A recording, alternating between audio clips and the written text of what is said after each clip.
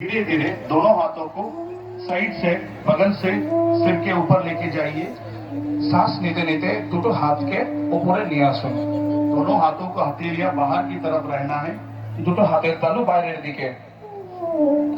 इस अवस्था में थोड़ी देर सांस को छोड़ते हुए धीरे धीरे हाथों को नीचे ले आए। चलिए दूसरा अभ्यास करेंगे हम। हाथों को बाएं से कंधों तक की ऊंचाई पर ले जाएं और अपनी कोहनियों से दोनों हाथों को मोड़ कर उंगलियों को कंधों पर रखें और श्वास को छोड़ते हुए कोहनियों को जोड़ें, दोनों कोहनियों को फिर ऊपर ले जाएं और बड़ा सा व्रत बनाते हुए स्कंध संचालन की क्रिया को करें। 3 बार क्लॉकवाइज करेंगे इसे, फिर 3 बार इसको विपरीत दिशा में करिए। सब अपने स्थान पे करते रहें। चलिए हाथों को फिर से खोल लीजिए और धीरे धीरे वापस ले आएंगे। अब हम करेंगे कटी संचालन की क्रिया। तो कटी संचालन की क्रिया के लिए हाथों को सामने ले जाइए,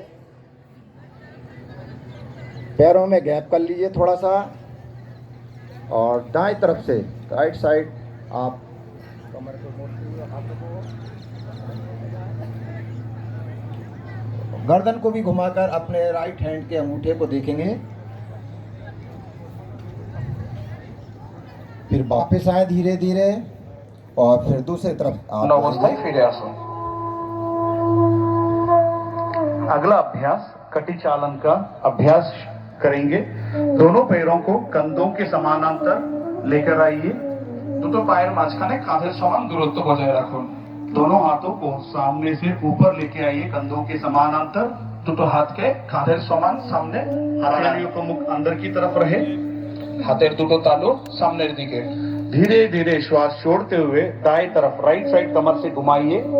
सांस छाड़ते छाड़ते शरीर के डान दिखे घोड़ान।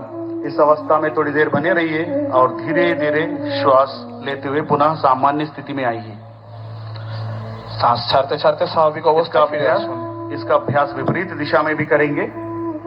विपरीत दिशा থেকেও अपनी अभ्यासটা করুন और धीरे धीरे श्वास छोड़ते हुए सामान्य स्थिति में आइए।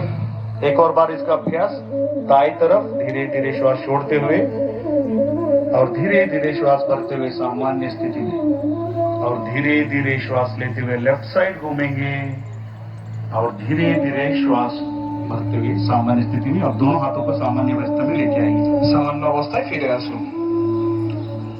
अब हम घुटना चालन क्रिया का अभ्यास करेंगे। परवर्ती अभ्यास हाडूर संचालन।